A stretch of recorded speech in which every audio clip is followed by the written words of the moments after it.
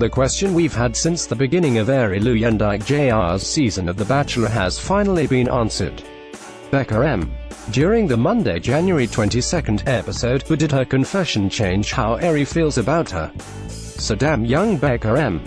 landed a one-on-one date in Lake Tahoe, so it seemed only fitting that she would tell Arie how old she is, or rather isn't.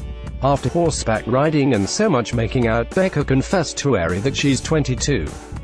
The 36-year-old bachelor was shell-shocked, calling Bekah so damn young. Arie asked Bekah repeatedly if she was ready for marriage and said he needs a wife, not a 22-year-old girlfriend. Bekah wasn't very reassuring, but Arie wasn't ready to let her go yet, despite the 14-year age difference. So, she got a rose. We smell trouble in the future for these two. Crystal on The Bachelor. Flawless Crystal continued to annoy everyone she encountered. On the wilderness survival-themed group date, she thought the other women were trying too hard to get Arie's attention. The words desperation and juvenile were used a lot. At one point, Arie put his arm around Crystal in a hot tub, while other contestants were in the same hot tub.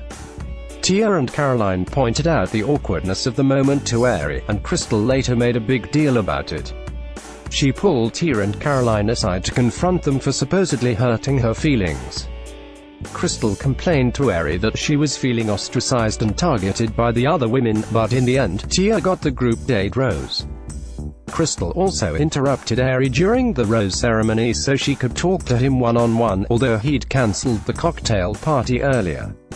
She fed him a few regurgitated lines that had no bearing on the current situation, but she mostly succeeded in making the other women hate her even more.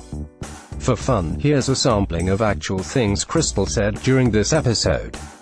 On talking to Arie, whatever I do, I have a feeling it's gonna be perfect.